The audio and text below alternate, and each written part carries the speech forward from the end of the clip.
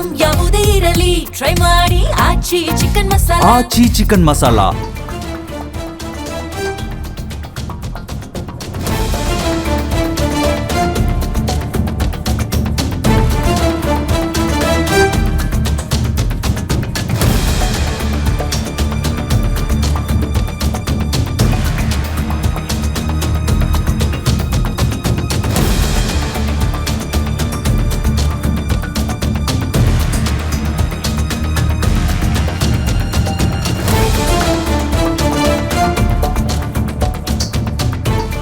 ರಾಮಲಿಂಗಾರೆಡ್ಡಿ ಅವರು ರಾಜೀನಾಮೆ ಕೊಟ್ಟಿರುವಂತಹ ವಿಚಾರಕ್ಕೆ ಸಂಬಂಧಪಟ್ಟಂತೆ ಸುರ್ಜೇವಾಲಾ ನಡೆಸಿದಂತಹ ಸಂಧಾನ ಸಭೆ ವಿಫಲ ಆಗಿದೆ.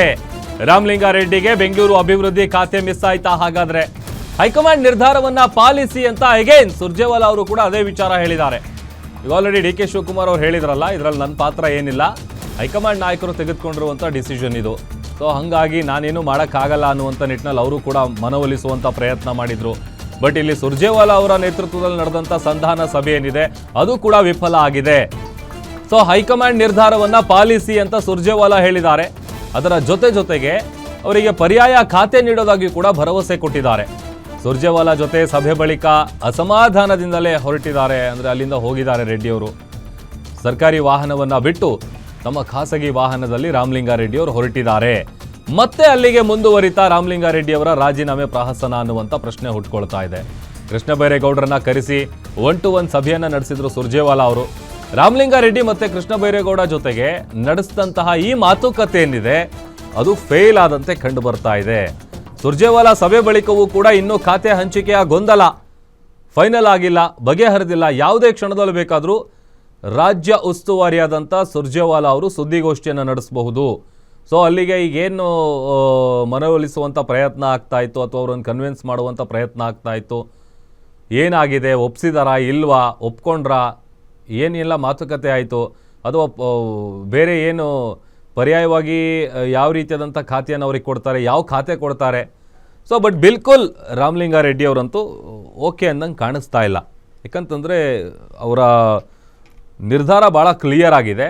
ತಾವೇನು ಪಟ್ಟು ಹಿಡಿದಿದ್ದಾರೆ ಖಾತೆ, ಅದೇ ಖಾತೆ ಬೇಕು, ಕೊಟ್ಟರೆ ಅದು ಕೊಡಿ, ಇಲ್ಲ ಅಂತಂದ್ರೆ ನನಗೆ ಬೇಡ, ನಾನು ಸಾಮಾನ್ಯ ಕಾರ್ಯಕರ್ತನಾಗಿರ್ತೀನಿ, ಪಕ್ಷದಲ್ಲಿರ್ತೀನಿ, ಬಟ್ ಆದರೆ ನನಗೆ ಸಚಿವ ಸ್ಥಾನ ಬೇಡವೇ ಬೇಡ ಅನ್ನುವಂಥ ನಿಟ್ಟಿನಲ್ಲಿ ಅವರು ನಿರ್ಧಾರ ಮಾಡಿದ್ದಾರೆ. ಮತ್ತೊಂದು ಕಡೆ ಅವರನ್ನು ಎಷ್ಟು ಕನ್ವಿನ್ಸ್ ಮಾಡೋದಕ್ಕೆ ಪ್ರಯತ್ನ ಆಗುತ್ತೋ ಅಷ್ಟು ಕನ್ವಿನ್ಸ್ ಮಾಡುವಂಥ ಕೆಲಸವನ್ನು CM ಡಿ ಕೆ ಶಿವಕುಮಾರ್ ಅವರು ಕೂಡ ಮಾಡಿದ್ರು. ಅವ್ರು ನಡೆಸ್ತಾರೆ. ಕಳೆದ ರಾತ್ರಿ ಈಗೇನು ಮಧ್ಯರಾತ್ರಿವರೆಗೂ ಕೂಡ ಮಾತುಕತೆಯನ್ನು ನಡೆಸಲಾಯಿತು. ಅಲ್ಲೂ ಕೂಡ ಯಾವುದೇ ರೀತಿಯಾದಂಥ ಒಂದು ಕ್ಲಾರಿಟಿ ಸಿಕ್ಕಿಲ್ಲ. ಸೊ ಅಲ್ಲಿಗೆ ಅವ್ರಿಗೆ ಓಕೆ ಇದ್ದಂಗೆ ಇಲ್ಲ ಅಂತ ಕಾಣಿಸುತ್ತೆ ಬಹುಶಃ ಮೇಲ್ನೋಟಕ್ಕೆ. ಬಟ್ ಡಿ ಕೆ ಶಿವಕುಮಾರ್ ಅವರು ಕೂಡ ಅದೇ ವಿಚಾರ ಹೇಳಿದ್ದು. ಹಿಂದೆ ಅವ್ರು ಕೊಟ್ಟಿದ್ದ ಮಾತು ನಿಜ, ಈ ರೀತಿ ನನ್ನ ಆಡಳಿತದಲ್ಲಿ ನಿಮಗೆ ಆ ಖಾತೆ ಕೊಡ್ತೀನಿ ಅಂತ ಹೇಳಿದ ನಿಜ, ಅವ್ರಿಗೆ ಆ ಟೈಮಲ್ಲಿ 2023 ಸಂದರ್ಭದಲ್ಲಿ ಕನ್ವಿನ್ಸ್ ಮಾಡಿದ ನಿಜ. ಬಟ್ ಆದರೆ ಈಗ ಅವ್ರು ಹೇಳ್ತಾ ಇರೋದೇನು ಅಂತಂದರೆ ಇದರಲ್ಲಿ ನನ್ನ ಪಾತ್ರ ಏನೂ ಇಲ್ಲ, ನಾನು ಭಾಳ ಪ್ರಯತ್ನ ಪಟ್ಟೆ, ಬಟ್ ಹೈಕಮಾಂಡ್ ತೆಗೆದುಕೊಂಡಿರುವಂಥ ಡಿಸಿಷನ್ ಇದು ಅಂತೇಳಿ. ಇದೇ ವಿಚಾರಕ್ಕೆ ಸಂಬಂಧಪಟ್ಟಂತೆ ಮತ್ತಷ್ಟು ಡೀಟೇಲ್ಸ್ ಕೊಡ್ತಾರೆ ನಮ್ಮ ಸ್ಪೆಷಲ್ ಕರೆಸ್ಪಾಂಡೆಂಟ್ ವೀರೇಶ್ ದಾನಿ ಲೈವ್ ಜಾಯ್ನ್ ಆಗ್ತಿದ್ದಾರೆ. ವೀರೇಶ್, ರಾಮಲಿಂಗಾರೆಡ್ಡಿ ಅವರ ರಾಜೀನಾಮೆ ವಿಚಾರಕ್ಕೆ ಸಂಬಂಧಪಟ್ಟಂತೆ ಸುರ್ಜೇವಾಲಾ ಅವರು ನಡೆಸಿದಂಥ ಸಂಧಾನ ಸಭೆ ಕೂಡ ಫೇಲ್ ಆಯಿತಾ? ಹಾಗಾದರೆ ಮುಂದೇನು? ಸುದ್ದಿಗೋಷ್ಠಿ ಏನಾದರೂ ನಡೆಸಬಹುದಾ? ಹೇಗೆ, ಎಷ್ಟೊತ್ತಿಗೆ?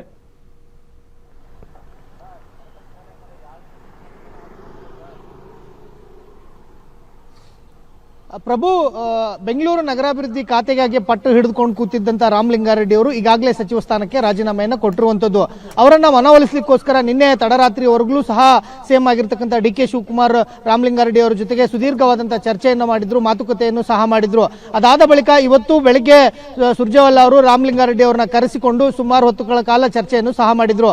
ರಾಮಲಿಂಗಾರೆಡ್ಡಿ ಮತ್ತು ಸುರ್ಜೇವಾಲಾ ಅವರ ಚರ್ಚೆಯ ಬಳಿಕ ಡಿ ಕೆ ಶಿವಕುಮಾರ್ ಅವರನ್ನು ಸಹ ಕರೆಸಿಕೊಂಡು ಸುರ್ಜೇವಾಲಾ ಅವರು ಕೆಲ ನಿಮಿಷಗಳ ಕಾಲ ಮಾತುಕತೆಯನ್ನು ಸಹ ಮಾಡಿದ್ರು. ಆ ಸಂದರ್ಭದ ಬಳಿಕ ರಾಮಲಿಂಗಾರೆಡ್ಡಿ ಅವರು ಅಸಮಾಧಾನದಿಂದ ಸ್ವಲ್ಪ ಮಟ್ಟಿಗೆ ಸಂತಸಗೊಂಡಿದ್ರು. ಡಿ ಕೆ ಶಿವಕುಮಾರ್ ಅವರ ಭರವಸೆ ಮೇರೆಗೆ ಬೆಂಗಳೂರು ನಗರಾಭಿವೃದ್ಧಿ ಖಾತೆ ಸಿಗುತ್ತೆ ಅನ್ನೋ ಒಂದು ಭರವಸೆಯಲ್ಲಿ ರಾಮಲಿಂಗಾರೆಡ್ಡಿ ಅವರು ಇದ್ರು. ಆದ್ರೆ ಆ ನಿಟ್ಟಿನಲ್ಲೇ ಇದೀಗ ಸುರ್ಜೇವಾಲಾ ಅವರ ಜೊತೆಗೆ ಮತ್ತೊಂದು ಸುತ್ತಿನ ಸಭೆಯಲ್ಲಿ ರಾಮಲಿಂಗಾರೆಡ್ಡಿ ಅವರು ಭಾಗಿಯಾಗಿ ಮಾತುಕತೆಯನ್ನ ಮಾಡಿರುವಂತದ್ದು.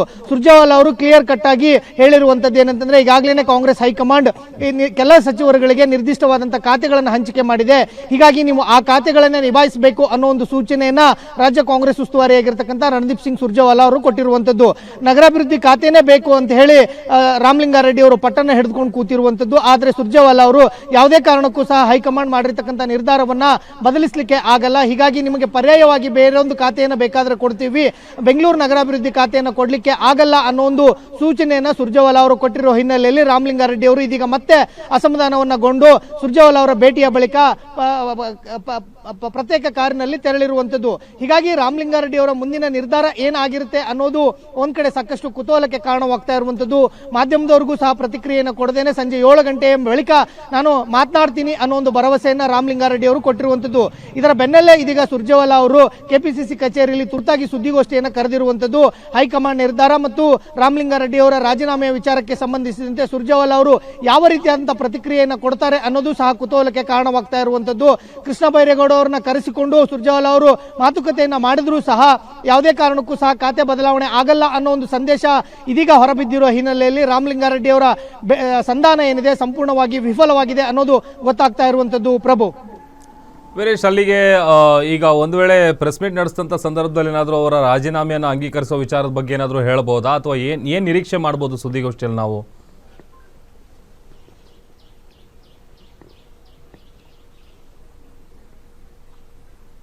ಪ್ರಭು, ರಾಮಲಿಂಗಾರೆಡ್ಡಿ ಅವರು ಬೆಂಗಳೂರಿನ ವಿಚಾರಕ್ಕೆ ಬಂದ್ರೆ ಸಾಕಷ್ಟು ಹಿರಿಯರು, ಅನುಭವಿಗಳು.